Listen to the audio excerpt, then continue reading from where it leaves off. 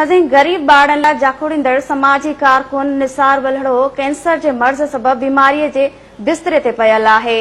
हुन सरहदी वारनि खां इलाज कराइण जी अपील कई आहे। वधीक तफ़सील ॿुधाए रहियो आहे असलम हैदर सोलंकी। जो आवाज़ ॿुधो छो नथा, सुतल माण्हू निंड मां उथो छो नथा। उन्हनि वाग ॾिननि वस वारनि खे मुंहिंजी अपील आहे त ख़ुदा ग़रीब बंदे रहम कयो। ॿुधो छो नथा, सुतल माण्हू निंड मां उथो छो।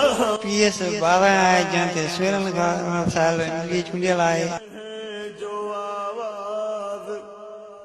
असांजी मदद करायूं, असांजो इलाज करायूं, पर उन्हनि सखण आसन खां सवाइ कुझु बि न कयो आहे।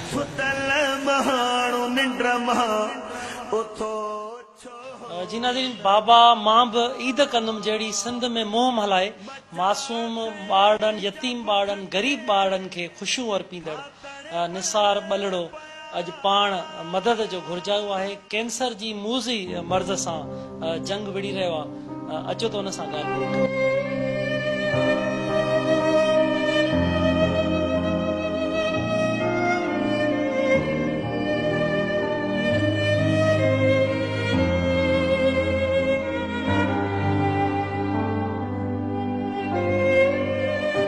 काफ़ी वक्त खां साल खनि मूंखे थी वियो आहे। इहा तकलीफ़ हूंदी हुई शुरू में, मादे वग़ैरह जी उहो पहिरियां जीअं पसंदि पई मुहिम वग़ैरह में सॼो ॾींहुं उते हूंदा हुआसीं बैठक में, कॾहिं हिते कॾहिं हुते।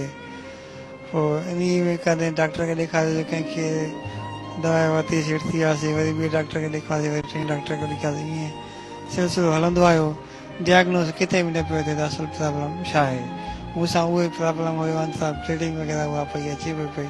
काफ़ी डॉक्टर मुख़्तलिफ़ डॉक्टरनि जे शहर जे तक़रीबन समूरे में वॾे वॾनि डॉक्टरनि खे केस ॾेखारियो। हर कोई चए बाबा काबज़ आहे, हे मसइला हो मसइला, को मसइलो न हल थी वेंदो। ईअं मूंखे लोड़ींदे 6-7 महीना थी विया। लोड़े मुख़्तलिफ़ दवाउनि जे करे, हैवी डोज़ एंटीबायोटिक जेको उन्हनि दवाउनि जो मूं ते असरु थी वियो लिवर ते। ऐं उन खां पोइ वरी पेट में पाणी अची वियो, पेट मां किरी पियुमि। पोइ मूंखे खणाया डाओ अस्पताल ते। हिते सॼो उन्हनि प्रॉपर चेकअप डायग्नोस कयो, MRI CT स्कैन वग़ैरह बायोप्सी वग़ैरह कई। उन्हनि मूंखे इहो रिकमेंड कयो त आंड्रे में अंदरि वॾा ॻोड़ा आहिनि, तव्हांजो आंड्रो जेको आहे उहो ब्लॉक थी वियो आहे, हुनमें 3 स्टेज जो कैंसर आहे। उन कैंसर सबबु तव्हांजे जिस्म में जेको आहे पाणी फैलिजी वियो आहे ऐं उन सबबु तव्हांजे लिवर ते असरु थी वियो आहे। हाणे जंहिंजो इलाजु हिते तक़रीबन नामुमकिन आहे, उनजो इलाजु इंडिया समेत ॿियनि काफ़ी मुल्कनि में मौजूदु आहे, पर उते ख़र्चु तमामु घणो आहे। असां ग़रीब माण्हू, मां पोइत माण्हू, असां पाण हारी माण्हू, जेको बि असांजो अलाह ताला हुयो सॼो साल उहो बीमारी में लड़े उहो असांजो ख़तमु थी वियो। हींअर मूंखे इलाजु करण लाइ मूं वटि का बि वसीलो।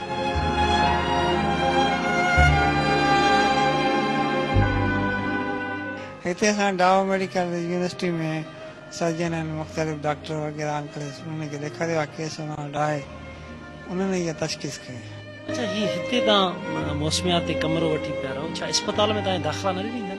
न, हुननि जेको आहे पहिरियां कोई असांखे त पहिरियां दाख़िला ॾिनी, टेस्टूं वग़ैरह करायूं, पोइ हुननि असांखे डिस्चार्ज कयो। हाणे जॾहिं रिपोर्ट ईंदियूं तव्हांजो केस तयारु थींदो, पोइ असां ॾिसंदासीं त तव्हांखे दाख़िल कजे या न करे रेफर कजे। पर उन्हनि जेको आहे उहो दाख़िल करण खां जवाबु ॾिनो, बाबा केस जेको आहे असांखां चढ़ियल आहे। अच्छा, पोइ घणो उन ते ख़र्च थी सघे? हिन ॿुधायो तव्हांजे ॿाहिरि टोटल जेको आहे 50 लाख ताईं ख़र्चु अची सघे थो। वधीक डॉक्टर बि लॻाया पिया आहिनि, असां बि लॻाया पिया आहियूं, ॾिसूं हाणे केतिरो थिए। हा जी। अच्छा, पोइ ॿाहिरि कंहिंसां राब्तो तव्हां या कंहिं जेके तव्हांजा आहिनि दोस्त, कंहिं राब्तो कयो आहे ॿाहिरि त कहिड़े हंध ते तव्हांजो इलाजु थियणु घुरिजे? साईं, असां ग़रीब माण्हू, बेपज माण्हू, असांजी एतिरी पज किथे बि न आहे जो किथे राब्तो कयूं। असांजी वरी बि सरहंदी वारनि, सिंध हुकूमत, वरी वफ़ाक़ी हुकूमत, इन्हनि खे अपील आहे त बाबा महिरबानी करे मुंहिंजो फारन में इलाजु करे मुंहिंजी जान बचाए।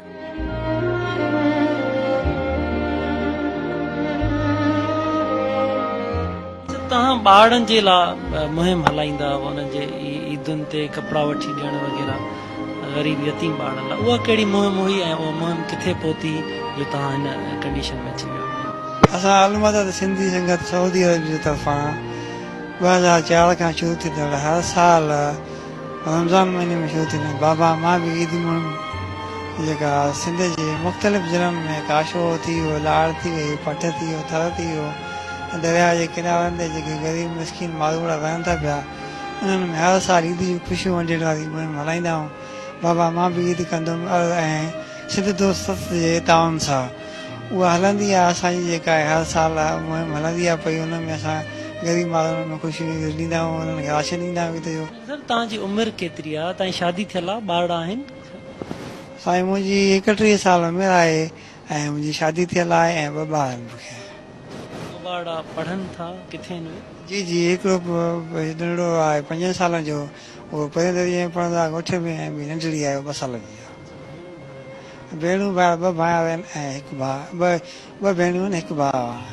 PS 12 आहे जंहिं ते सुहिरन साहिल MPA चूंडियल आहे ऐं NA 201 जंहिं ते ख़ुर्शी चूंडी जो साहिब चूंडियल आहिनि।